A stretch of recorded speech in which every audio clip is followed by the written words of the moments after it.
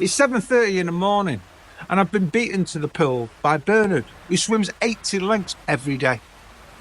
And if I look like Bernard when I'm on the cusp of 70, I'll feel blessed.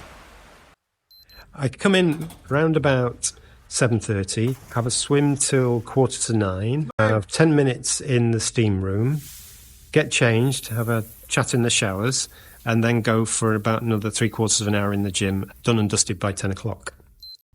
When I was a baby, I had polio, which was rife in the 1940s. That left me with a very weak right leg, and I had a caliper initially and various other things. And when I came out of all the operations that I had at Manchester Royal Infirmary down the road, my sister, who was a swimmer, she swam for Manchester, her coach suggested that he teach me how to swim. So that's how I learned swimming, and I've never looked back on swimming. And for somebody who can't go on walks or run or anything like that, swimming is a fantastic exercise. I've done it throughout my life, and it's been really important. And now that I'm retired, I think it's even more important, because if you haven't got your fitness and your health, you haven't got anything.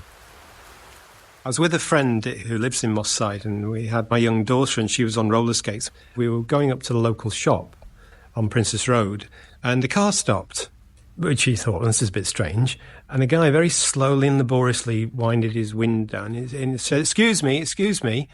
And he said, I noticed you had polio. Well, I was pretty impressed by that, because I knew I had a limp, but I didn't know I had a polio limp, but apparently I did. And it was Neville. He was a polio survivor too. But he was secretary of a sports club called Manchester Disabled Athletes.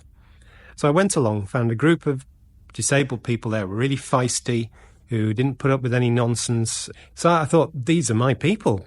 I then went with them to Stoke Mandeville, which is where the national and international Paralympic Games are held.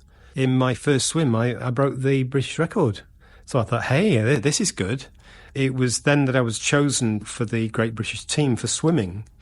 But then I found out that South Africans were participating, and I was fairly politically engaged at that time in the anti-apartheid movement. It was an apartheid regime at that time, where they were sending out teams that had been selected on racial grounds.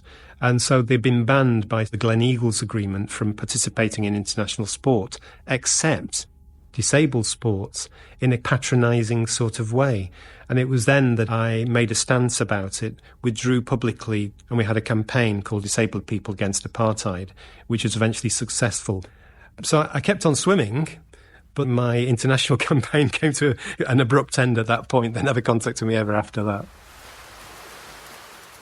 I also go along to the steam room. I just listen to what goes on there, whether it's somebody who's a boxing champion or somebody who's having problems with one thing or another. And it's terrific. I really enjoy that too. I'm in increased pain, so I find walking harder and harder. I've always thought in some ways I'm a bit like a penguin. I'm very inelegant when I'm walking around, but in the water I'm better to look at. And I feel that too.